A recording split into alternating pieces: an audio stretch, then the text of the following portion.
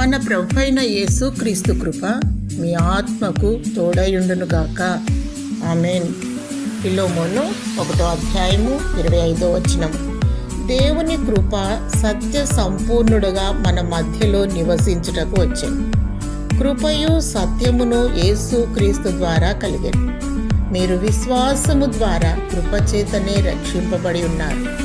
రక్షణ, నిరీక్షణ, మారు మనసు, పశ్చాత్తాపము, బాప్తిస్మము, స్వస్థత, విడుదల, విమోచన, ఎత్తబడే అనుభవము, 7 ఏండ్ల పరిపాలన మరియు నిత్య జీవము అను పరలోకము, ఇవి కేవలము కృప ద్వారానే మనకు అనుగ్రహింపబడినవి.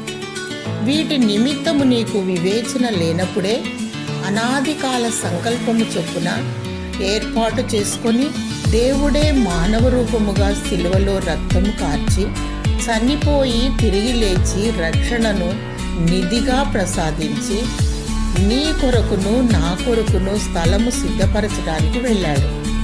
ఆయన మరలా రానయ్యున్నాడు. దేవుని కృపను గూర్చి కృతజ్ఞతాస్తుతులు చెల్లించుము. నీ కృప నా యొద్ద నుండి తొలగిపోనీయకుము, నీ ఆత్మ నా యొద్ద నుండి తీసివేయకుము అని దేవుని ప్రార్థించుము. నన్ను, నా కుటుంబాన్ని కరుణించుము అని ప్రార్థించు. దేవుని కృప నిత్యము నీకు తోడయుండునుగాక. ఆమేన్.